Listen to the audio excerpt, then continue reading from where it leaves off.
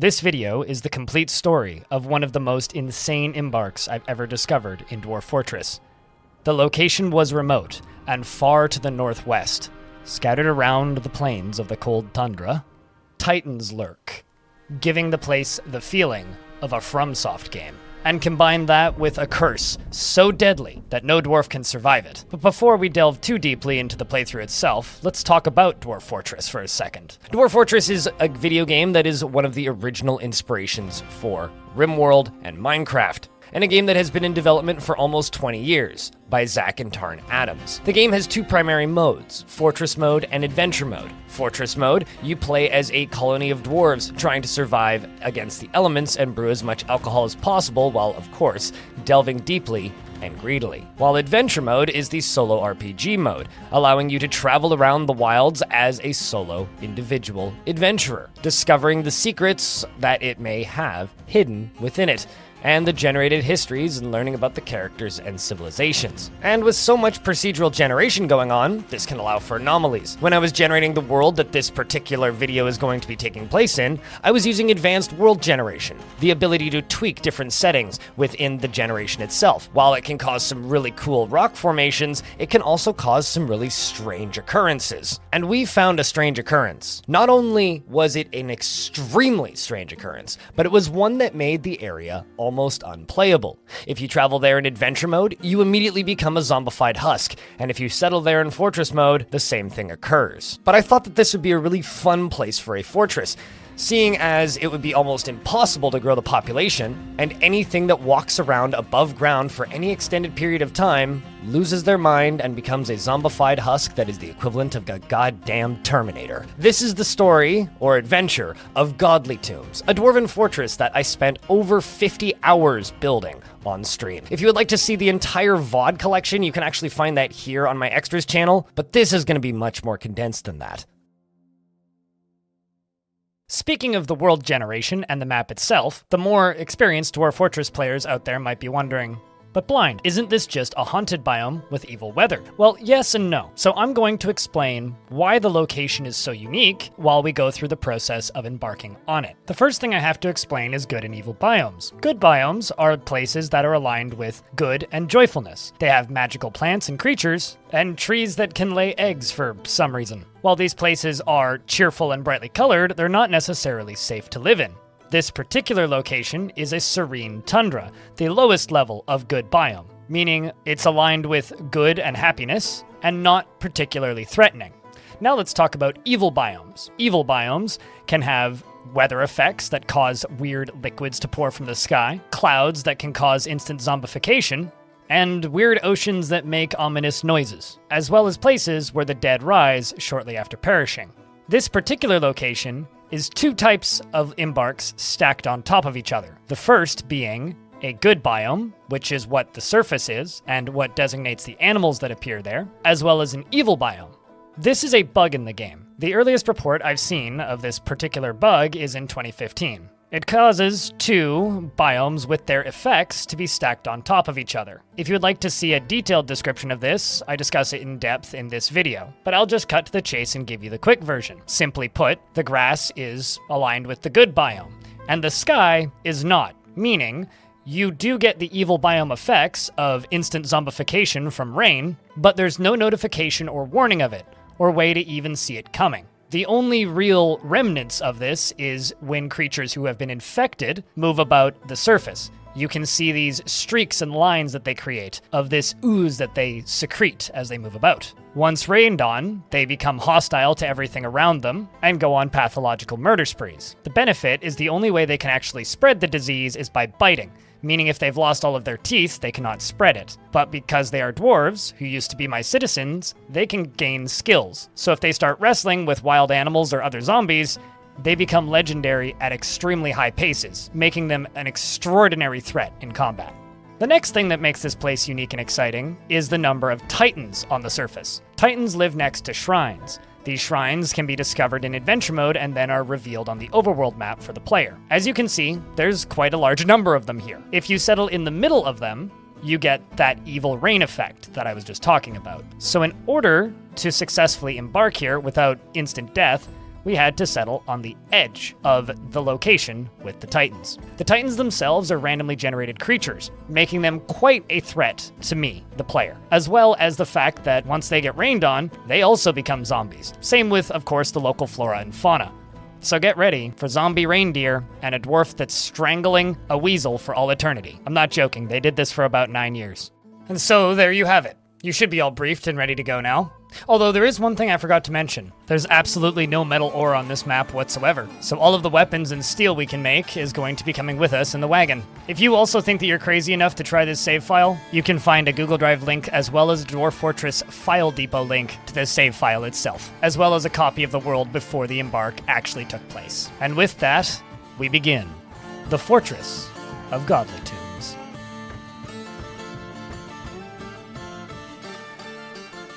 You have arrived, after a journey from the mountain homes, into the forbidding wilderness beyond. Your harsh trek has finally ended, and your party of 7 is to make an outpost for the glory of all Moma's Mishos. There is almost no supplies left, but with stout labor comes sustenance. Whether by bolt, plow, or hook, provide for your dwarves. You are expecting a supply caravan just before the winter entombs you. But it is spring now. Enough time to delve secure lodgings, ere the polar bears get hungry. And even the dwarves know that that is the least of their concerns. For there is significantly scarier things on the surface. I mean, like, have you looked at this place? I mean, come on. We've got Mingkil Ralrufgak Kin, the Oaken, a marsh titan. It's quite formidable, it's got a lot of kills, and is a towering blob composed of mud. It has a round shell and an austere look about it. Beware its webs. Honestly, the webs are the scariest part of this one. Beckham Ranbors, the Fords of Blossoming, aka Datis Destoric Atul Artrid. This one just has historic kills, none of them are notable. It's a huge eyeless danger noodle. It has long antennae and it moves deliberately, like most danger noodles. Its gray scales are round and overlapping. Beware its poison bite, oddly typical that one. And following that up, we have another noodle of danger, Dipane Emir Fami Mafe. Rainy jumps the mangy. A great hairy ribbon worm, so it's a fuzzy noodle. It has a knobby shell and a regal bearing. Its chocolate hair is long and shaggy. Beware its fire. Next up here we have Obruk, the forest titan, who goes by Leaped Hail, also known as Stekos Postnal, and Obruk is a great humanoid composed of fortification agate. It has short tails, and it moves deliberately. Beware its webs. This is probably the scariest of the lot. A lot of danger noodles up in here. We also have Itha Snarl Sucked, the swamp titan, goes by Thet Hopelessy. This one's a elven name, I think, and it's a great feathered earthworm, an enormous shell, and it moves carelessly. Beware its webs. Checking our dwarves, everybody's just grabbing the picks. We brought extras so that we could mine quicker. And of course we have to examine our expedition leader, get to know them a little bit. Of course they're friends with everybody, and they worship Legan, the god of earth, caverns, loyalty, oaths, marriage, and pregnancy. And of course we'll give them a nickname. We're calling them Cybrek the founder of Godly Tombs.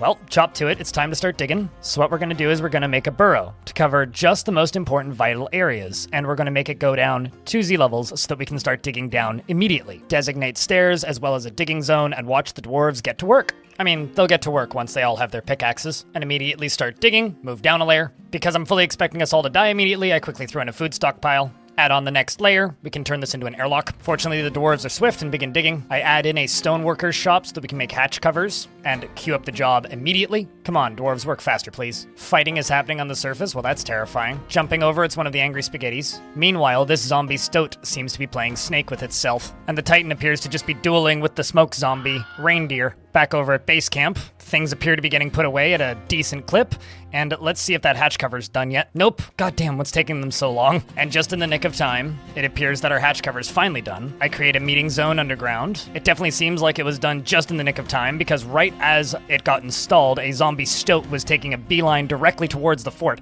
Anybody who gets bit turns into a zombie, so I removed the burrow from the above ground, and everybody ran underground, and we locked the door. Praise Armok, that was close. Meanwhile, things are scrapping on the other side of the map, it appears that one of our titans is now dead. Atul Atrid is now no longer with us and is pieces of a noodle. Meanwhile, Jemmy Tallboy seems to have taken a few stabs from something and is a little bit cracked. Looks like he was the one who fought with the mountain titan, who is now dead. The wounds make a little bit of sense now. Back at base camp, it appears that the feral string rat has ran off, so we are back above ground trying to get stuff underground. I unlock the hatch and... Oh, what's that? Oh, it's okay. It's still a living reindeer. Not a threat yet. Everybody's underground, so we can start building. Designating the old staircase. You know, we could make this place really nice to live if it wasn't for the loud neighbors butting heads all day. Oh well, we'll never stop them. Stairs continue, bumped into an aquifer. We'll smooth that up real quick. Glancing around, it appears that the marsh titan has become a zombie. That's not scary at all. Tunneling around, starting to build a fort, half looking for the caverns. And as we dig south, no luck. Continue digging. Well, might as well just start working on bedrooms, I guess. Oh, look at that! We found it. Magical. It's not the first cavern, it's the second cavern, and it even comes with a built-in trash bin. So because I do want there to be a chance that migrants could actually make it into the fort, I'm gonna dig some tunnels across the map and put trapdoors in them. But the main thing we gotta be focusing on is working on the underground. Bringing down the livestock, making it look somewhat homey, naming dwarves after people from Twitch chat. This one's Salva. They'll be important later. Take notes. There's gonna be a test at the end. Moods are surprisingly good. Probably because they haven't witnessed anybody die yet. Ignorance is bliss, I suppose. Hey, this is starting to look like that one scene from the intro. Kinda sus. We call that foreshadowing. Anyways, and we're continuing to dig those tunnels. And we have something that's starting to look something like a tavern. Might as well make it a meeting zone. These caverns are so breezy and nice looking. Fortunately, they're free real estate. It'd be terrible if somebody already lived here. And right here's where we're gonna put our forges for all that magnetite we brought. Well, that's not good. Oh, fuck. I probably DOA, but I'll prep the airlock anyway. Open the doors, and upon further inspection, yeah, none of these dwarves are gonna make it. They're square smack dab in the middle of the cursed rain zone. Well, that's a shame. Anyways, queuing up some doors, continuing to dig, prepping bedroom layouts. Now I realize I'm just being extremely ambitious with this, but I would like to trade at some point, so on the off chance we're able to get some traders in, I'm building a trade depot, making the bedrooms slightly homey. Potpourri seems to be really happy about their job, constructing buildings, running around with an axe. Happy Dwarf. The numbers of the zombies grow. Well, at least they're not trying to kill each other. They're just kind of hanging out. Since that's where the migrants appeared, I'm using it as a template to build another trap door. Diggy hole, digging, oh hey look, the trade caravan and the outpost liaison have arrived. They're coming to trade with us. And besides, we have to trade, otherwise the economy will just flop and fail, and no more migrants will show up. Unlock the door to give them a chance to enter the fortress, and, well, honestly, I'm not even gonna judge. I would run away too. Jumping to the other merchants, specifically the military. They're fighting with zombie eagles. Fortunately, they're not giant. Still enough to make them run away, though. The outpost liaison is running in fear. Maybe if I build a stairwell at the end of this tunnel, they'll escape into my fortress instead of leaving the map. Let's see if we can get this door done in time. Jumping back to the traders, it seems like they're kind of having a staring contest with a titan. I wonder how that's going. Where did the outpost liaison go? They wouldn't have had time to leave the map. Wait, what are these combat logs? It looks like there's a zombified dwarf wrestling with a... Oh no, it's the outpost liaison. She got bit by a zombie weasel and then turned into a zombie. She's trying to strangle it, conducting diplomacy on an undead weasel for all eternity. Trapdoor's still not in place, I'm starting to get nervous. We do have some traps going in though, so fortunately we can catch the... Fuck. Gotta lock the door. That was a close one. Glad I was watching. It's a large map, but they still travel quite quickly.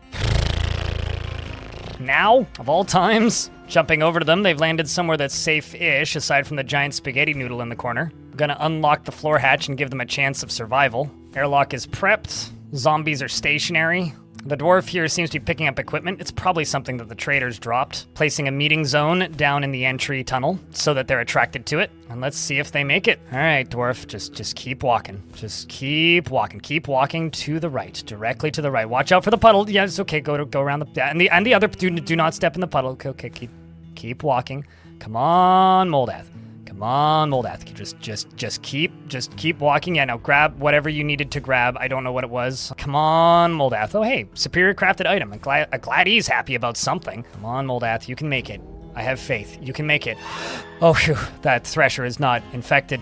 Neither are the two down underground. Oh my god, they've made it. We have a chance. Now that the dwarves are safely underground, I'm going to talk about migrants and trading for a second. In Dwarf Fortress, when you embark, you get 2 guaranteed migrant waves. These migrant waves are usually relatively small and modest. When the first fall arrives, you get to trade with the trade caravan, as we tried to do here. Obviously that failed. Because we were unable to trade, the traders did drop all of their resources on the surface of the map, which we're going to try and recover later. But because we weren't able to trade, there's no economic link between me and my home faction. The diplomats and traders will try again the following year, but after that, their attempts to trade will become more and more sparse. The more value you trade to your home faction, the larger the migrant waves get, because your place gains more renown and more people want to move there. But if you're unable to trade at all, the migrant waves and groups of new members of your fortress dwindle. And that's the situation that's happening here. Our migrant waves are dwindling, and our population counts are going to be a challenge to increase. Just another thing making this fortress a true piece of hell. Because I was so impressed with this dwarf's heroic run from the edge of the map to the center of the map to get through the trapdoor, we're going to give Moldath a nickname. Moldath, we're going to call you the Lucky, because of purely how lucky you are that you actually managed to not only make it to the fortress running past a titan, but you also picked up an item on the way and made an unnecessary detour. That is impressive. Hats off to you, my dwarf. And it appears that Nish Townsmurders, the outpost liaison, or once outpost liaison, is still trying to strangle that poor zombie weasel. Vengeance is eternal, I suppose. Checking the surface, I actually have to unlock the gate briefly because Moldath the Lucky had a pet chick. Gotta let that in. But now that everybody's safely inside, we're gonna let them into the fortress, and they take some time to enjoy some poetry with the founder. The poetry that they have chosen for this particular performance is called Pulp Ever Onward. It is masterful. Gonna continue doing construction on bedrooms, extending those tunnels, and then I start working on a project that I'll explain a little bit later. It doesn't end up working in the end, so it's a bit irrelevant, but it's interesting nonetheless. The zombies on the surface are roughhousing with some zombie reindeers. Somebody's certainly lost a lot of teeth. And of course, we begin work on one of the most dwarven constructions, a lava forge to forge weapons out of the magnetite ore that we brought. It'll be made into steel in no time. Oh no, what's that? Well, my worst nightmares have come true. In Dwarf Fortress, when a dwarf dies, their body has to be memorialized in either a gravestone or a coffin. If you only use a gravestone, aka a slab, then the dwarf decays and rots. Any dwarves that knew that dwarf or were related to that dwarf get really upset that their family member was left out to rot. And because it's telling me that these zombies have been struck down, that means ghosts will probably spawn.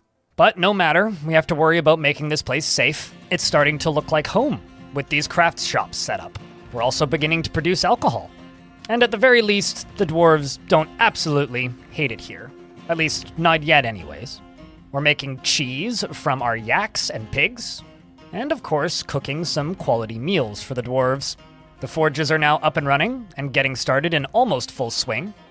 And we're beginning to organize the resources that are scattered about the place. Since we've got our first round of weapons and shields up made out of steel, Moldath the Lucky is going to head up our military. He begins training as a member of the Labyrinthine Shields. And just like that, proof of my suspicions, ghosts have begun appearing. Those are going to do a number on our mental health. We'll have to get to work, making those slabs into gravestones, for there's no way we'll get those bodies off the surface. Ah, a second one. So quickly. Well, hop to it, I suppose. The first slab is completed, and we begin the memorialization process, and order them to be placed near where the soldiers are training. It seems like a nice field to turn into a little graveyard. I better get used to this because I'm going to have to be doing it quite a lot. Fortunately, our dwarves do have a significant amount of free time, so we are constructing some niceties for them. Working on a temple and a library next, and the old outpost liaison, now nicknamed the Strangler, is continuing her efforts to choke that weasel to death. But things are staying relatively calm, aside from the moods dropping up there in the top left. I hope that's not Moldath the Lucky. It was around this point that I also realized I needed a well. Wells are not used for drinking water, but they are used for cleaning wounds. And in the odd chance that we do have some fighting breakout, we need a well. So I'm going to designate one in the handy little aquifer that's a few layers up. I also noticed that a lot of our dwarves wanted to train in the military, so I decided to add a bunch of them to the squad so that they could get some training in. It's a good way to release some stress. Boxing. if you will. Of course, we don't have enough gear for everybody, so not everybody will get weapon and armor training. And they begin getting to work, as the other dwarves work on that well. Oh! An expansive cavern. Well, we found a second one. We live in the middle cavern layer of 3, and there's another one above us. And we've just tapped into that. I wonder if that was my well. Well, look at that. It's exactly where I was planning to put the well. Fortunately, there's some water close by, and we'll be able to use that to the same effect. We also have to make this area safe as well, or as safe as we can, so we'll have to set up some walls in here, as well as the ones in the lower layer. Moments after we moved into this space, we noticed something amazing. The firstborn baby in the new fortress. Libash, you are now dubbed the firstborn. Welcome to life, and I hope that you survive longer than a couple of months. And right as things were beginning to calm down, another round of migrants, and probably the last one we'll see for quite some time. They appear to have showed up in the north, a new direction once again. Scanning the area, it seems relatively safe, so let's unlock the airlock. The new arrival is Ficod, and others. Immediately as the dwarves begin walking, they see bodies of reindeers. These reindeers have been zombified by the rain as well, and have been fighting, just like the rest of our neighbors. But fortunately, they were too distracted amongst themselves, and the dwarves just walk right on past. A wise decision for once. They continue running south towards the entrance of the fortress. Oh no. Not Nomal. Nomal is a zombie from the previous round of migrants. The dwarves are cowering in fear, running away from her. But this woodcutter dwarf is significantly braver, or dumber, continues moving directly towards the entrance of the fort, does manage to jump out of the way of one of her hits. Will he move down into the fort? I set my military up as a backup, just in case, but it's already too late. Abel has become one of them, and immediately he falls. This creature camping on my front door is never going to be good. Upon looking at the combat logs and seeing how effectively the zombie took out that dwarf by eventually biting the dwarf, abominable zombie, in the lower body, tearing the fat and muscle, bruising the stomach through their clothing, and then shaking them around by their lower body, causing their spine to collapse. That is what took out the recently infected zombie, Abel. That was enough for me. I'm going to tell my soldiers to stand down. If any of them make it, they make it. And if they don't, well, worse things have happened. Another dwarf immediately gets infected, and then we begin following Asteth. Maybe we could let him in the side door and have more luck there, locking off the main airlock, but it seems like somebody's already moved in. So it's a good thing I checked right at that exact moment, because he hadn't opened the door yet, so I could lock it in time. That was a close call. So, Asteth, it's up to you to get in through the front door. You just have to get around this zombie, who just killed another dwarven migrant by kicking it in the head, and the injured part collapsed. Absolutely gruesome. This one's also going to need a nickname, I think, but before we do that, Asteth, the clother, is running in fear directly away from Nomal Dagger Rage, the infected zombie, moving onto the platform and moving through the trap door. And oh my god, he made it. You know, I was extremely doubtful that this dwarf would make it. I thought every single one of the dwarves on this entire migrant wave were gonna get slaughtered one by the dwarf at the entrance. Well, that's a relief. I also decided to give that dwarf a nickname, and I let chat pick. That was a mistake. And we name the zombie Gatekeeper. Now, we've made some really good progress so far, but I'm not exactly confident in how long it will last. Well, let's speed time up a little bit.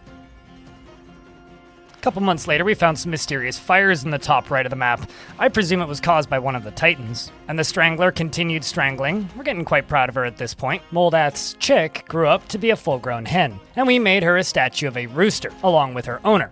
We hypothesized that this would be the hen's boyfriend, because she was very likely to lead an extremely boring life. And, surprisingly, another caravan was dumb enough to try and trade with us. It went about as well as you'd expected. They left unhappy shortly after entering the map. But, moments later, some migrants arrived, which is kind of insane. They arrived in the far south, which wasn't the smartest place to enter the map. Since they were outside of the cursed area, it could have gone alright, but everything changed when the Gatekeeper attacked. Then things went about as well as you'd expect. Many dwarves fell, pieces flew everywhere. However, one dwarf was lucky enough to make it into the fortress, unscathed, and it looked like a second one would as well, but unfortunately there was an eagle already in the staircase, causing that dwarf to get infected almost instantaneously, alongside of their pet guinea pig. Good riddance, I say. But interestingly enough, because this dwarf was bit by an eagle, rather than turning around to fight the other zombies, it instead beelined it straight into the fortress, and we managed to catch it in a cage trap. after it beat the eagle to death, of course. A victory for us, as this is a tool for the future. The population went up for a little bit, but very quickly dropped as the rest of the zombies began fighting, and Gatekeeper remained victorious and undefeated. Sorry, Saxul, you never even had a chance. At this point, Gatekeeper had raised up 8 notable kills and 2 additional kills, but to my surprise, and to our own luck and good fortune, a puppy named Alban ran into the fortress. This puppy was so cute that Gatekeeper just couldn't resist and ran directly into the fortress, getting caught in yet another cage trap. And shortly after that, we locked the doors and sealed the entrance, so that giant spaghetti couldn't get in, so instead it chose to feast on the bodies that remained. And as for these caged-up zombified husks that once were dwarves, well, I have a plan for that. A few months have passed, and it's no longer autumn. It's now early spring. While many of the dwarves have become upset due to recent events and loss of life, some of the dwarves are thriving, including this wonderful little carpenter who's spending her time sleeping and planting seeds. And just as I thought that I was going to have some more peace and quiet, I get that pop-up that says more migrants have arrived. So I began a task that had become quite habit at this point. Open up the airlock, check the other sides to make sure they weren't near one of the holes I dug, and unlock the trap door. The migrants were about as far northeast as they could be. This was a region that was getting rained on by the evil muck. But crossed my fingers and hit play and let the dwarves run towards the fortress, and generally they did. And it rapidly became one of the most successful migrant waves I'd had in the fortress thus far. The population skyrocketed up to 31 and almost immediately dropped back down to 28. The reason for this was a zombified yak, which caught up with 3 of the dwarves and immediately converted them to its side. While the zombies did their best to beat it to death, it didn't matter at that point. They were already gone. We had to revel in the small victories at that point, but the numbers dropped again, down to 25 from 28. And this time it was due to that zombified puppy that had been running around for a bit. Such a shame, such loss of life. At this point, it was almost becoming frustrating to play, at least to the puppy's benefit. It's not feeling stress while experiencing trauma, but I wish it would. I do not like this pupper. For a moment there, I saw Rimtar and I had a glimmer of hope. Maybe we'll hold at 24 dwarves. Perhaps Rimtar can make it into the fortress. I went and unlocked the gate and did everything in my power to help this dwarf make it to the fort, including setting up priority walking zones for the dwarf. But it was already too late. Instead of going in the direction I'd hoped, Rimtar ran directly into the combat zone, got bit, and converted into a smoke zombie. Damn it, Rimtar, you had a chance. Upon closer examination, it turns out Rimtar was actually the spouse of Raul, who was one of the dwarves who'd already been turned. I guess he wanted to spend his last few moments attempting to save his wife, or alternatively beat to death the zombie who turned her. I suppose we'll never know. Regardless, the population had gone up. We still hadn't successfully traded, but at the very least, in some aspects, future prospects of this fort were looking positive, and we took the opportunity to rename one of the dwarves Fikut, the Pathfinder, because they were the first one in, and thus deserved the nickname. At this point in the fortress, most of the dwarves were spending their time in the Weaponsmith's Guild, watching demonstrations on how to make high-quality weapons. Little did they know they were really going to need them in a moment. Even the recent peasants who've arrived here. This one has a sad story. Her parental grandmother is the Strangler. Terrifying, really. Another thing that we really need to improve in this fortress is general moods, so I begin to accelerate bedroom construction, and I begin putting together collections of furniture for the dwarves that still need them, which is most of them, and memorializing the dead that still remain, which is a lot of them. It's a lot of work for these dwarves, but hopefully they can get to it quickly, and that's not good. So, Rakust, the weaponsmith, has been found dead, completely unrelated to the zombies on the surface. He was just found dead in the caverns. No matter, we continue with our steel production. The numbers of bars that we have are getting quite plentiful. Soon we'll have double our weapon supply, and everybody will have armor and... Would you look at that? Deep within this place, we've uncovered what must be a treasure of the gods. It is called Nago Kisnog, a clear blue metal ring. Truly a gift from Armok. We'll give it as a gift to the founder. Off in the distance, the soldiers hear wings flapping, and I see an alert in the corner. The cavern creatures are coming to invade us. Cavern creatures are the native dwellers of the caves, and while they are initially peaceful, once encountered, they begin to bring friends. Fortunately, they only have wooden spears, which is not much of a match for our high-end steel gear. firing tower cap blow darts at my dwarves. They pathetically attempt to defend their once home, now claimed by the dwarves. They also bring giant rats in tow, also quickly dispatched by my few soldiers. While they're not super experienced, you gotta learn somewhere. Hands-on experience is better than none. The flying tower cap blow dart strikes the yak calf in the upper body, denting the skin, and my dwarves decide to end its life for it. How dare you go after my precious livestock, the dwarves say. Even the dwarves with no skill whatsoever can win in hand-to-hand combat against these batmen? What are we, a joker to you? The dwarves, led by militia captain Salva, move up to the top half of the constructed map, because they were coming from the east, and begin moving to our little temporary door, hoping to suss out and scout the rest of them.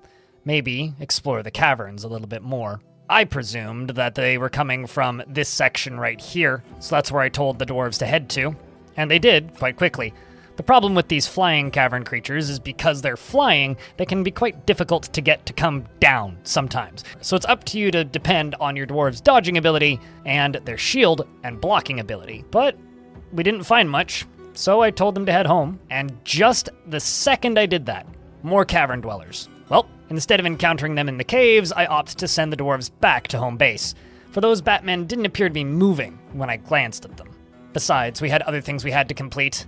I did mention earlier it was a free trash bin. That's what we're building just above that lava chute. And instead of encountering the bat people on their terms, we decided to continue setting up traps and prepping for the next inevitable invasion. We also sent the dwarves back to training, and at this point, the entire squad was equipped with some sort of gear. A lot of them lacked helmets and shoes and gloves, but hey, it's better than nothing. We also continued with the constant additions to the graveyard because the surface really didn't want to give us a break anytime soon. And just moments later, our waiting paid off. Another Batman had appeared. And wait, where's the militia captain? Oh, jeez, you're taking a nap? Come on. This one was a Batwoman spearman, also equipped with wooden gear. The wrestler strikes at the Batman, but the shot was blocked. And the dwarves all scream in the midst of conflict, "I feel no terror," and dive in. I don't think this one's going to be a fair fight. And the dwarves just immediately cut it to shreds. Although, I do have to say, the Batwoman was able to dodge a few of the initial attacks. Quality training for my dwarves, if I do say so myself. Very quickly, though, she's bested, and her head sails off in an arc. It's back to the hunt. I did notice that a few of my dwarves had some minor injuries, but injuries be damned. We had a fort to defend. I ordered them to press on, and the biggest wave of bat people yet had appeared. Hovering just a few meters above ground level, the dwarves charge in. The bat people are vengeful for their lost loved ones, and the dwarves are terrified, but satisfied upon improving sword. The sword's dwarf misses the Batman blowgunner, and the blowgunner says, "I cannot just stand by. There's no need to feel vengeful." And the sword's dwarf slashes the blowgunner in the lower leg with her steel short sword, tearing the muscle. It's a visceral, gruesome battle, and the first of many. The dwarves knew, and I knew, that this wasn't going to be sustainable in the long run. Their numbers would climb, and the only way to defeat this was with a true superhero, or supervillain, if you will. More of the dun-dun-dun-dun-dun variety. Once the dwarves finished turning all of the bat people into a pile of red mist, I immediately get to work setting up the smallest hospital I could build in a very short period of time, and I continued working on the automatic body disposal unit for dumping bodies into volcanoes. Woo! Honestly, the way it works is pretty simple. You make a stockpile and designate it for bodies and body parts, or whatever else you want to throw into the trash. I often add low-quality clothing as well because it generally sifts out all of the damaged stuff. Once this is completed, you build a minecart stop. This minecart stop is going to be aimed to dump directly over the edge of the cliff. In this case, directly into the volcano. You link that to the stockpile, tell it to load whatever you set it for, and remove all of the different options for kicking, pushing, bumping, and riding. And there you have it, an automatic body disposal unit. Very simple and very efficient. If you would like a more detailed video on how to do these things, I'll attach a link in the description. It's this one. I was just putting the finishing touches on my garbage disposal device, and hoping, once again, that we'd have some calm for a bit, so that I could start to work on these ever-dropping dwarven moods. But, to my surprise, we actually got another migrant wave. I was expecting these to have stopped a long time ago, considering how far away we are from the home faction, not even mentioning our lack of trading. But they were in a really convenient spot, actually very close to the first tunnel that I dug. So I prepped a different airlock than normal, and wished this gem setter good luck. But almost immediately I saw a bad sign, which was, in their descriptions, it said that they had entered conflict, meaning something hostile was very close. And of course it's a sheep. Not just a sheep, but a lamb. And the funny thing about it is look at its last name. It's Town Martyred. Oddly a good name for a zombified sheep. Well, it is seriously injured, and they'll probably kill it quite quickly. I mean, look, there, see, they just did. That still doesn't mean that the dwarves are going to survive very long. This one actually managed to do some damage to it before becoming a zombie, but his days are numbered at that point. I mean, Atir, the goat kid, abominable zombie, came running up, and the goat seems to be the one that actually did them in. That and the baby llama. But some of the dwarves did make it into the airlock, so things were looking up again. I thought this dwarf would make it, Iral the woodworker, but it turns out owls are scary, so he runs away. And somehow, while I was checking the other group of zombies, Iral the woodworker actually did make it in, much to my surprise, because somehow he had to run around this titan, who, thankfully, is very slow. After checking the remaining dwarves and seeing that they were all just kind of fighting in a mosh pit, I went and locked the door to stop the titan from getting in. And just like that, the population goes up to 27, back down to 26. Not everybody made it in, apparently. Well, back to work, it seems. Every time I look at the moods up in the top left, they get worse. So that's going to be our next priority, is these dwarves need something. Something powerful. Something... Oh god, another Batman invasion. So much for Dwarven Mental Health Awareness Month and mood improvement projects. We were trying to build a temple, which we got mostly done, as well as a library, which got mostly designated, but since we're now under attack again, those ideas are out the window. Fortunately, right as the conflict was beginning, Raging Cave did make a fancy weapon rack. We'll have to give that to the still living soldiers. This one was another bloody skirmish, with the Batwoman spearman doing quite a bit of damage right off the bat, and this miner running away in fear. This invasion was much larger than the last one. The dwarves did obviously win in hand-to-hand, one-on-one combat, or when they have the numbers advantage, but dwarves do have a disadvantage. They do eventually need to sleep, eat, and drink. When they get tired, these bats just win. So we were able to push them back and out of the fortress, doing an absolute number on the remaining remnants of our mental health. The dwarves were able to push back the bat people. Salva led the charge up north, but more of them kept arriving. And no matter how skillfully the dwarves wielded their weapons, Iral, that woodworker who managed to make it in, had received a nickname, the Rookie, and they said, "This is my fight too, this might require an answer." I guess this dwarf's already through the honeymoon phase of joining the fortress. At this point, I knew that we had to seal the caverns off. The way the caverns work, simply put, is each tile, when you build your embark size, in this case it's 8 by 8, can have up to 50 creatures spawning. Meaning, if you do some simple math, there could be up to 400 of them at any given time. And with the current population, it's very unlikely we'd be able to fight that. So it's time to enact Plan T. Or should I say, Plan Abominable Zombie, and build a hallway for defense. But until then, we'll just simply lock them outside. The bodies inside were already enough to clean up, so I tried to get the dwarves back in size as best I could, built up some basic defenses, maybe a little trap tunnel, but the bat people kept coming. At this point, it was way too much for me or my dwarves to handle, so I told as many of them to get inside as possible, but not all of them obeyed the orders. After fighting valiantly, one of my militia captains threw herself into battle to hold off the horde of bat people. It's a good thing they didn't get in. We may not have survived this one, but neither did she. I had to make a grand memorial in her honor, and the remaining military had their vengeance. Take that, you frogs. We then constructed a proper tomb, complete with an iron statue and a slab, for a proper grave marker. The cleanup process was very rough, but I made a grave mistake. I was very distracted at this point in the gameplay, and, well, I didn't make sure that every dwarf made it back inside. The dwarf Telenartho, the miner, and their newly born baby, Ast, were both left outside, and killed by a bat person and a crocodile. Well, feeling terrible, I built a second tomb and memorial. Refocusing the entire fortress on surviving our mental health problems, I shut down most of the industry and refocused on something more efficient. Something liquid. Something that would generate good moods beyond our wildest dreams. Something that could be achieved with power from above, and the wise use of water and power production. And of course, engravings wouldn't hurt either.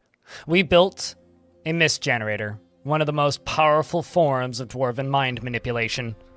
Dwarves love being covered in fresh mist, and just to make sure they all stood underneath it, I made a burrow, specifically allowing the zones of socializing and entertainment in the fortress, forcing the dwarves into a mental care and wellness facility for the time being, and some months passed like this before things began to level out. And during those months, I had a few dwarves who were in higher spirits construct this. This was an attempt to catch some of the titans on the surface, specifically the one that shot webs. The idea here is that I would use the zombies to make it shoot webs through these two separate fortifications. If successful, in theory, the way it would have worked is that they would have shot the webs through and gotten the webs onto those cage traps on the left. When something has a web on it, it lies down. So if a dwarf gets webbed or a titan gets a web on it, it lies down. These cage traps activate on anything if it's lying down, regardless of if it can normally get caught in a cage trap or not. My idea here is that I would use the web spitter and these cage traps to catch the rest of the titans on the surface. It didn't end up working because I wasn't able to make them pass down into the fortress, so it was kind of a lost cause and a bit of a moot point. However, it was a fun project to build. I think the issue here is just the size of the map. If the map was smaller, it's more likely that the Titan would have noticed all of the tasty little dwarves nearby. So instead, I shifted my focus onto bigger projects, building a doom trench for these zombies in the cages that you see right here.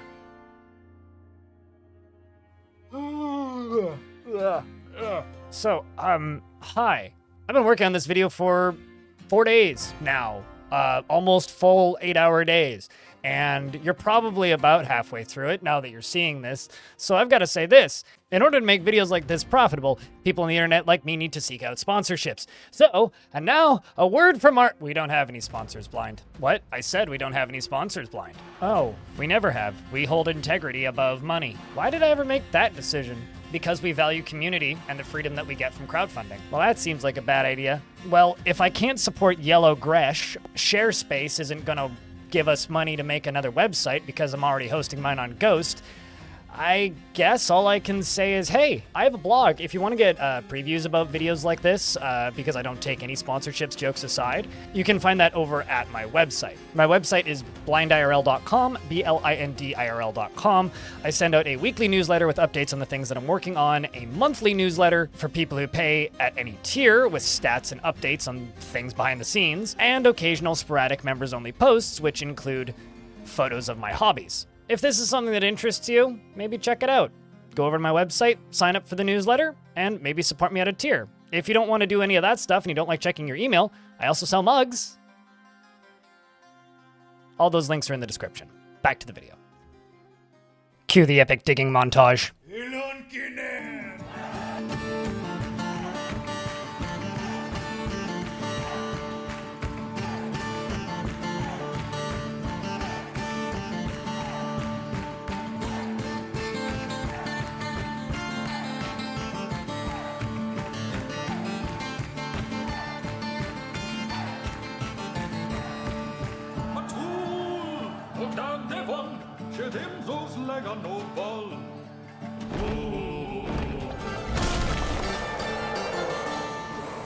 The Forgotten Beast, Genleth, has come. A gigantic, feathered flatworm.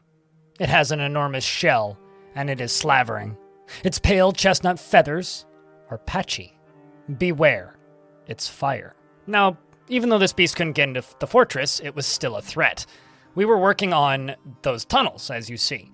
And if it happened to be near the entrance, it would be rather difficult for us to open them up. And also, if it killed too many of the cavern creatures, it would be very difficult for us to attract them to the caves. So we may actually have to send some dwarves out to explore, to try and aggro them. But the beast itself, moving down towards the south half of the map, gives us some indication on where there is large amounts of population. And pretty quickly it becomes obvious.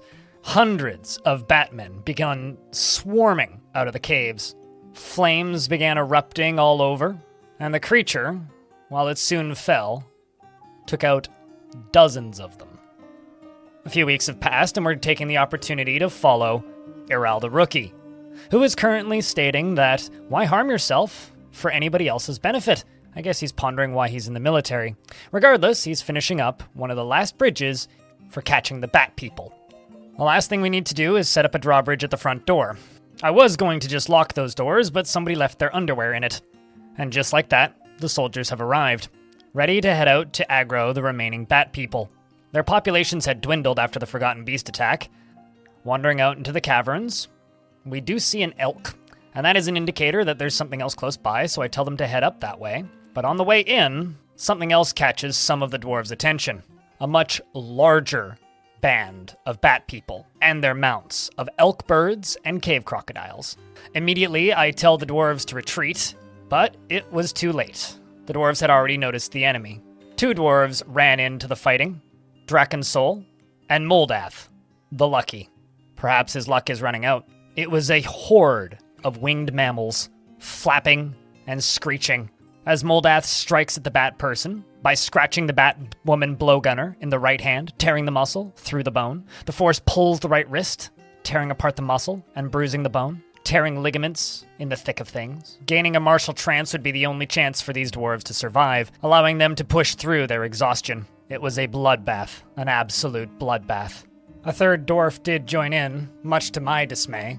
Darts and bolts flying every which way, viscera, and every few seconds, the cries of more soldiers. At this point, I realized that there was absolutely no chance these 2 dwarves were going to get out, so I kind of resigned myself to the fact that probably these 2 to 3 dwarves were going to die.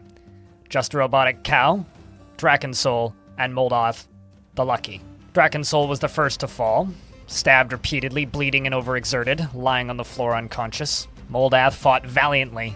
Terrified while in conflict, this is a fight, I must press on, he says, jumping from bat to bat. Once again, I attempted to ask them to retreat, but it was no use. All it would have done is make them drop their weapons and die faster. So I gave them the opportunity to gain as much glory as they could from the remaining adversaries.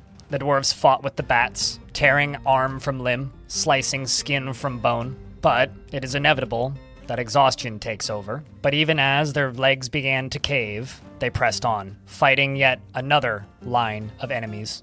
There was so many bats that the dwarves didn't know which way to fling their swords.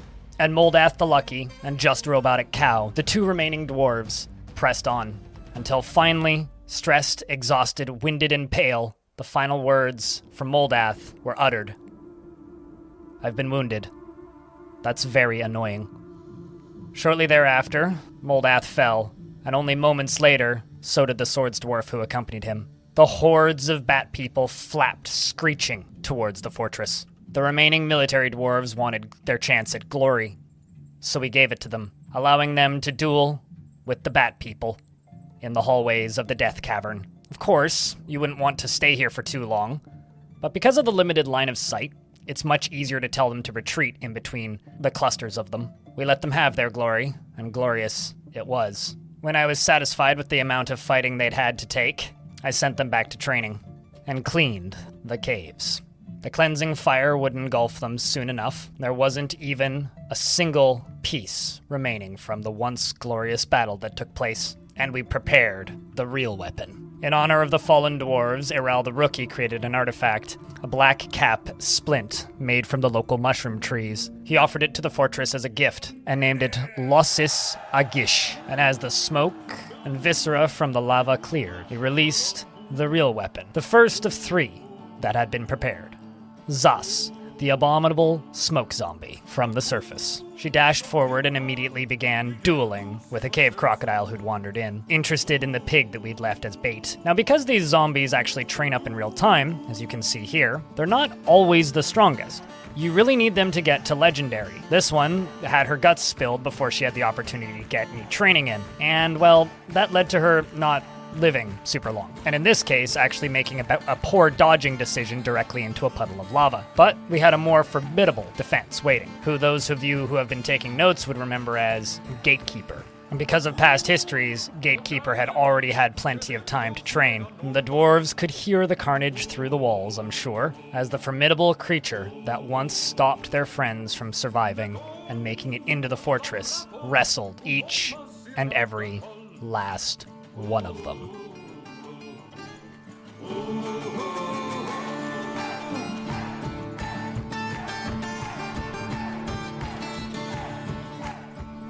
But no matter how strong a creature, everything must fall, and so did Gatekeeper, failing to make it past their lines of defense. When Gatekeeper fell, silence struck, until moments later it erupted back up again, when the bats and the frogs began to kill one another. For they had all been infected too, and the dwarves knew this, and had prepared for this. So to save the caverns, potentially, from becoming completely infested with zombies, they gave the orders and cleaned the caves, and prepared more zombies for the next bat creature attack.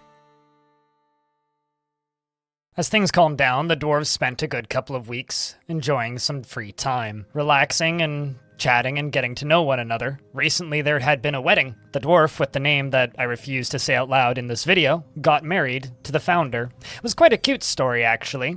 The two of them became friends because that dwarf that I refuse to say the name of was constantly depressed, one of the most upset dwarves in the fort even, and so thus always went to go complain at somebody in charge. And the only person in charge was the founder.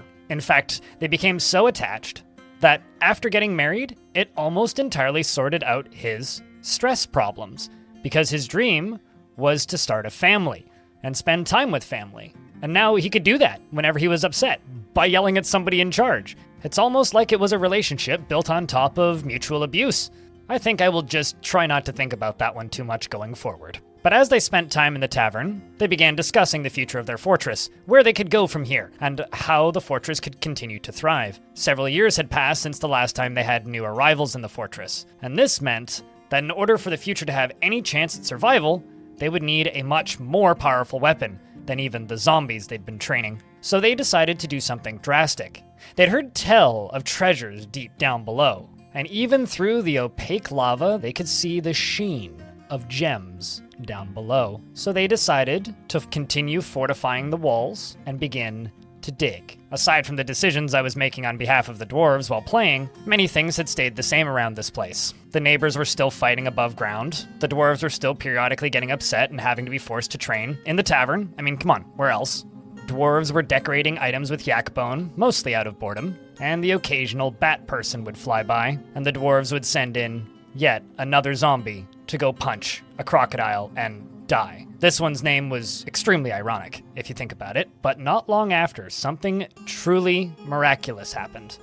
The dwarves arrived once again to attempt to trade with the dwarves of Godly Tombs. It was dwarves from their origin civilization, where they had came from, but it was only a few moments before they were engulfed by zombie yaks, fighting and dropping all of their trade goods. The dwarves sounded the alarm and locked the gates, and could hear the rumbling above ground as their final chance at reuniting with their home faction fell, and two of the infected soldiers walked off the map. Meaning, if I were to play another round of this civilization in this world, it's quite likely infected citizens could show up as migrants. A terrifying thought to be had, perhaps another video in the future. The dwarves decided quite quickly that they wanted to recover the items dropped by that final trade caravan. The additional metals and bits and pieces would be a massive benefit to the fortress's health. And for those of you wondering, yeah, the Strangler is still strangling.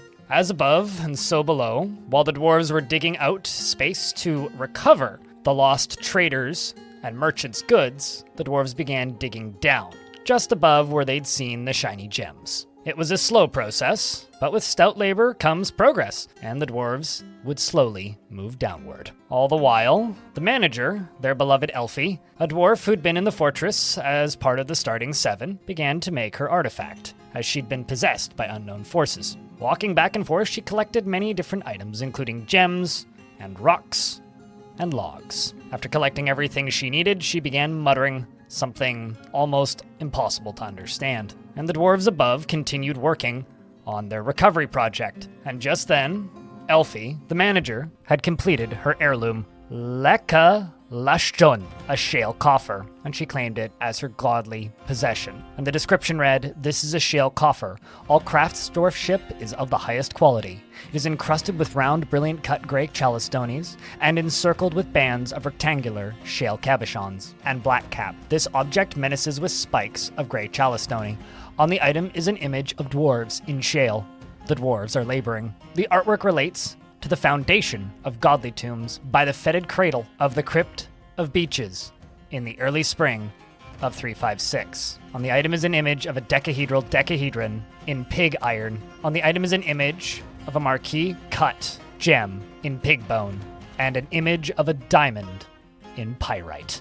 Absolutely beautiful work, Dwarf. Now back to the item recovery project. The way this works is pretty simple. I dig out a little room, one layer below the surface, and then I dig out another room, one layer below that, with stairs connecting them. The layer below the surface, I will then channel upwards to create a ramp directly underneath the items, causing them to fall down a layer. Once they've fallen down and into that layer, I tell them to channel up the pillar one layer below that, causing it to fall all the way down. Then we have two options. We can either build wall pieces on the bottom floor or floor pieces on the upper floor. It turned out to be easier to build wall pieces below, so we just did that and then locked the doors and sealed the whole place in. It's quite an effective strategy if you need to get something out of a dangerous space with minimal risk. And every time the dwarves' moods would even get slightly low, I would simply put them all into separate squads and tell them all to train in the tavern. And the children would just hang out and play, so it was all good, and it would generally fix their moods in no time. Although, no system is perfect, there was always that one pesky upset dwarf who refused to become happy. It was usually the standard family issue, but I also noticed we were having some clothing problems, so I had to address that as well. Generally, this strategy worked quite well for improving everybody's moods as a whole. Back down in the basement of the fortress, the dwarves were instructed to install tracks everywhere. Now, we're not putting minecarts on these. These are just simply the tracks themselves, and the more visually aware of you may have already noticed why I'm doing this. The reason I'm telling my dwarves to build these tracks down is it actually lets us see beneath the stone by one layer. Glass has a similar effect. If you see a small empty open area, that's going to have, something exciting inside of it. And it also lets you know where the water is going to be and where the lava is going to be in advance, so that you can quickly build pumps and have it removed. And as the dwarves' pumping operations began to unfold, areas became habitable, and the dwarves began lowering themselves into the caves and digging. Rather quickly, using this strategy, we actually discovered a treasure of the gods, a bright metal scimitar, and we also found an angel. Angels are equipped with godly weapons and are quite the threat if you're not expecting them, especially to the poor miners that are generally breaking into their hiding spots. But because I carved through the wall with a fortification, it was quite safe. And as for the creature, well, we dispatched of him, quite simply, by chiseling out a small space above his head and dropping a rock on it. It's always effective, always efficient, nothing quite as good as just a giant piece of rock. I mean, what's he really gonna do? Dodge it? But it doesn't matter how much caution you use, everybody makes mistakes, myself included. After a careless drag of my mouse, I released something horrific, a specter of salt. On its own, it's not that powerful, but none of these dwarves were armed. It very quickly ripped through the miners that discovered it, leaving nothing alive in its wake. Initially, I thought about sending the military in to try and fight it, but it just wasn't worth it, and they wouldn't have had time to get their gear. And Cybrek the Founder was standing in the hallway, and the specter was heading directly towards her. I told the dwarves to close the emergency door to try and save her, but it was too late. By the time the gate closed, Cybrek the Founder was dead. But the dwarves learned a lesson here. Perhaps these creatures could be used to their advantage. They could release this creature onto the surface. As Salva took the position of expedition leader, the dwarves had made their minds up. They would weaponize the creatures of the great underworld and challenge them to fight the surface. It wasn't something they could do themselves, so why not make your enemies do it? Dig, dwarves, dig. After making the expedition leader a fitting tomb, as well as tombs for Raging Cave, Elfie Bean, and the other miner who was taken down in the crossfire, the dwarves began their somber tunneling and increased their efforts to dig deeply and greedily. Mistakes tend to come in waves, especially when I'm getting tired and it's been a long stream. And I made the same mistake twice. It had been a long day, and I was getting exhausted. Profane Boils was released. Profane Boils was a horned demon who immediately walked directly over top of the corpse of the still, warm body of Elfie Bean. Moving towards the miner who discovered it, immediately fights break out in the depths. The population continues to fall, steadily now. This one was at a really bad time when I wasn't expecting it. Fortunately, I was able to lock the door to stop it from getting into the main fortress, and it takes the route to the surface, hopefully to its doom, To the amusement of myself, especially while I was playing, it actually got into a fight with a zombified pony and a zombified puppy. While the demon does do a pretty good job of executing the puppy and the pony, it then runs north and finds Obruk, the Gem Titan, as well as a zombified calf. Now the demon went down pretty quick, and upon further inspection it actually turns out that the calf killed it, so shoutouts to that zombie calf, you are a legend. So something I have not mentioned at all in this entire playthrough is things just fighting for all eternity is really bad for the game. One, it hurts your frame rate ever so slightly, and two, it erases your notifications. Essentially, the game has a hard cap of how many notifications it can have at a time, and this is extremely annoying when you're trying to check who just went into a strange mood or something, and these 4 crocodiles were really starting to get on my nerves. So I decided to send my 3 zombies that I had in the wings out to try and just get rid of them so that they would stop doing that. They weren't being very receptive until finally one of the crocodiles made its way up in front of them, and then simultaneously, a very large ambush of Batmen appeared in the tunnels. Many of them dying, and one of them actually dropping a shield on the ground. Once the zombified dwarves became aware of this newfound friend to play with, they went running in. And one of them, this one at the lead with the beard, appears to have quite a specific set of skills.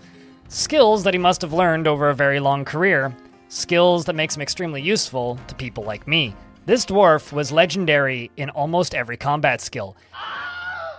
This is where we found our strongest zombie ever. I've never seen anything like this. It's literally just beating things to death with its shield.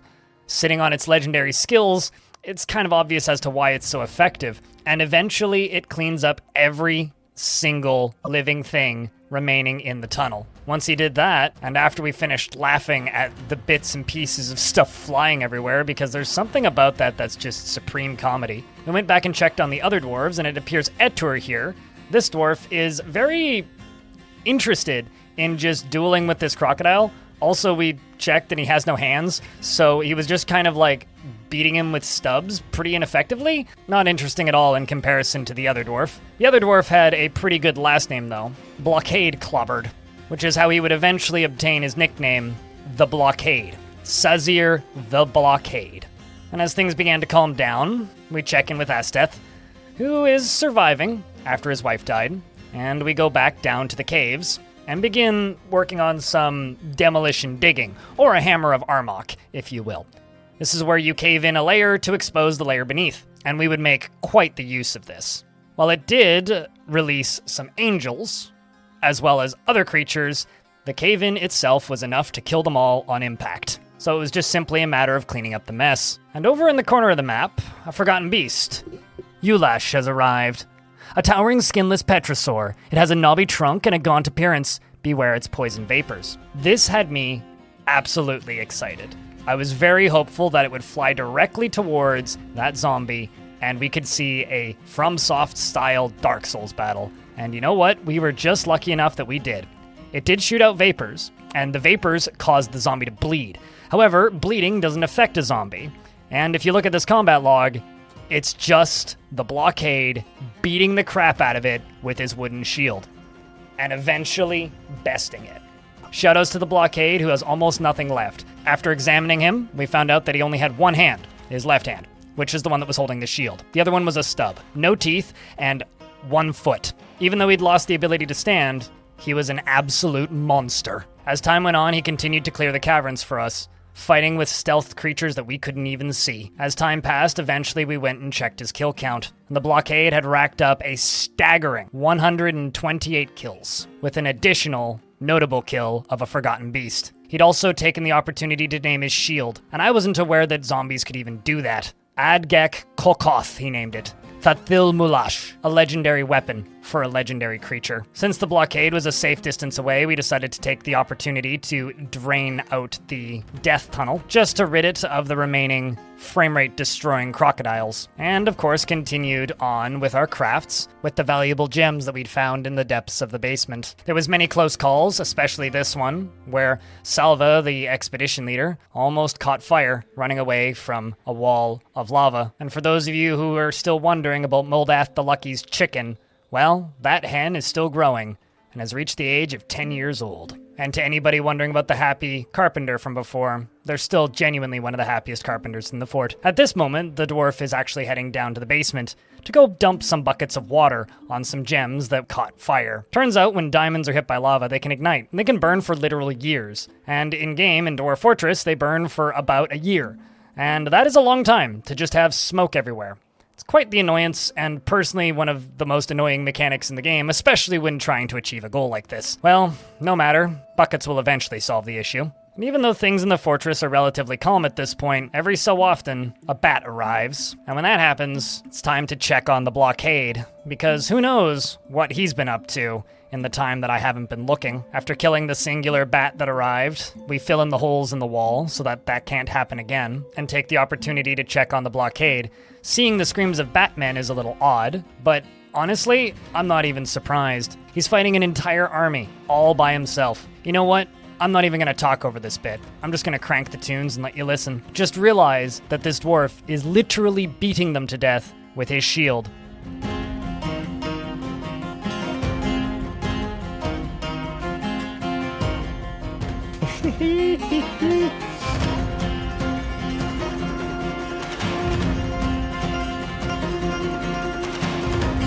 I should also note I fully expected him to die here. I did not think that he would make it through, missing multiple limbs, being unable to stand, but with a kill count of 188 kills. Incredible. We decided between me and chat that the blockade was too valuable to just let him linger in the caverns, so we decided to catch him in a cage and use him as part of the grand finale of the fortress. Setting up some cage traps, we very easily caught him by building a couple of doors, prepping some airlocks, and then just simply mining through. Then down in the caverns, in the basement if you will, we got some horrible news.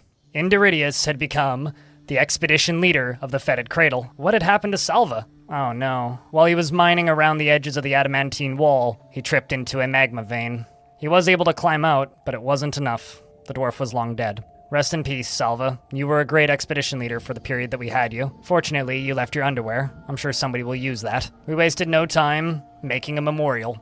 I was getting close to the end of my patience with the fortress, and the dwarves were getting close to digging into the underworld. The deeper we dug, the more roadblocks we encountered, which required dropping even more blocks onto demons down below. We kept at it, and they kept getting squished. Even further down, we had another very close call, where the screw pump itself was right next to an area that was full of a magma pocket. Now, nobody was harmed here, but oh boy, that was a close one. Possibly the most I've had to clench in this entire fortress. Pump didn't survive, unfortunately, but at least all of the dwarves did. And of course, I was feeling ambitious and impatient, so instead of waiting for the lava to go away and then checking the layer above, I just told the dwarves to get back to it. So as soon as it looked relatively safe, I sent them down and we began digging again. And this is where mistakes happen. Something evil emerged from that newly exposed pocket. This time, it was a lizard monster, and not a small one. In the room were two miners.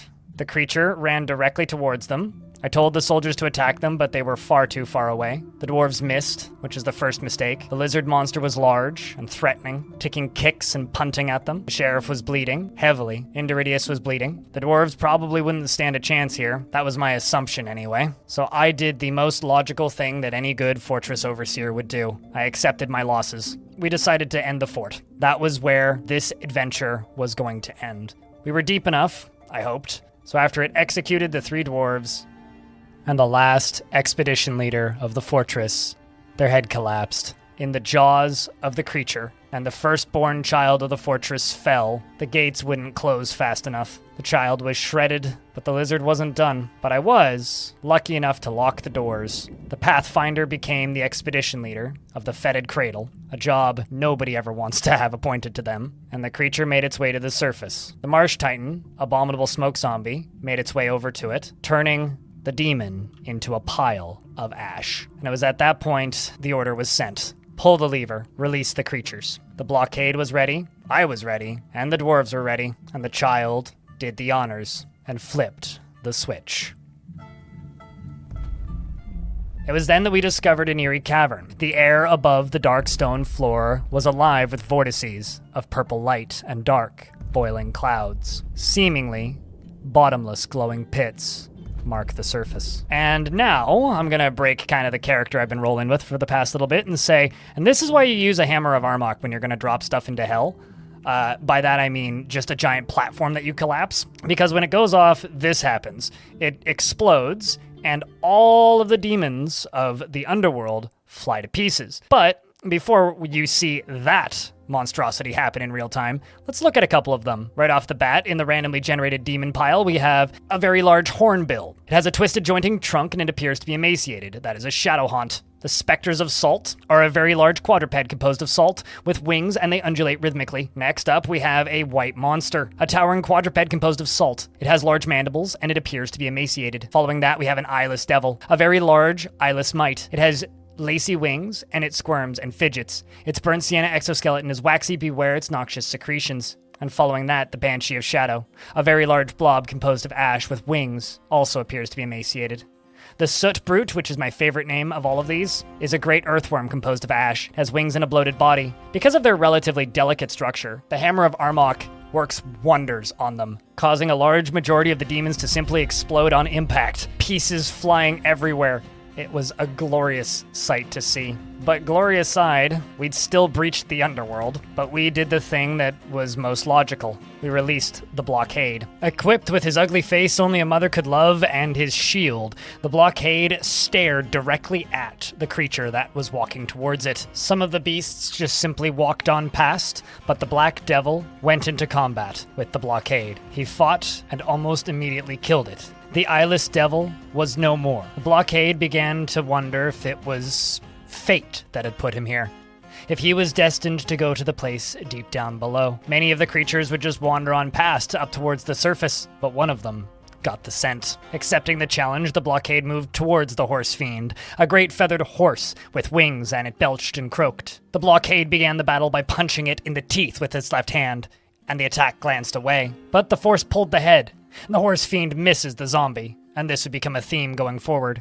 It wouldn't be able to lay a finger on him, or a hoof, if you will, but the dwarf would dodge almost every single one of its attacks with absolute perfection, not getting tired from the conflict due to his undead nature, but unfortunately not being able to damage it, because his only weapon was a wooden shield. The dwarves were kind enough to provide him with other shields that he could equip if he saw fancy. But his shield was special to him, a legendary item that he had named himself. Him and the fiend would duel for quite some time, before he fell backwards down into the great pit. Bleeding heavily, it was no problem. He continued to move towards the stairs, hoping to end up in his final resting place. Bricks scattered around from the constructions left behind by the dwarves and their collapsing contraption. He witnessed the whole thing, well, could hear it at least, falling down to a lower layer, continuing to dodge expertly, barely even breaking a sweat, if he can do that. The combat logs tell of great strikes from the zombie, bruising the muscle.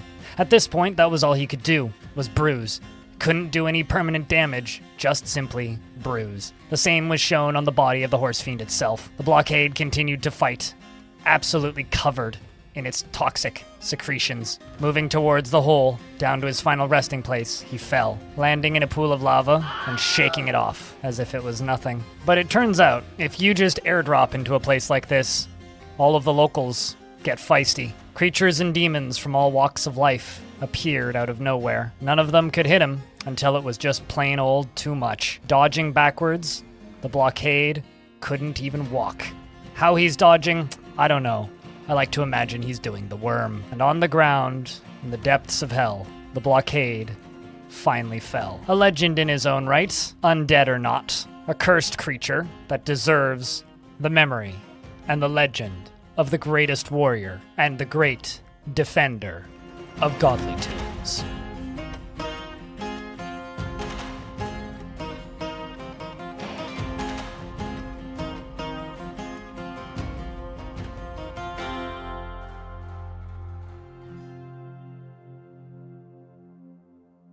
It's very rare that I take on projects this size, and at this point, this video has gotten so long, I don't even know how to end it. This is 50 hours of gameplay compressed down into an hour and 15 minutes. And if you're listening to this, thank you. You made it to the end. That's incredible. Leave a comment letting me know that you did, because that is just absurd. In fact, maybe we should have like a little code word or something. Say, just put the word bonk with B-O-N-K with like no context just included as part of your comment.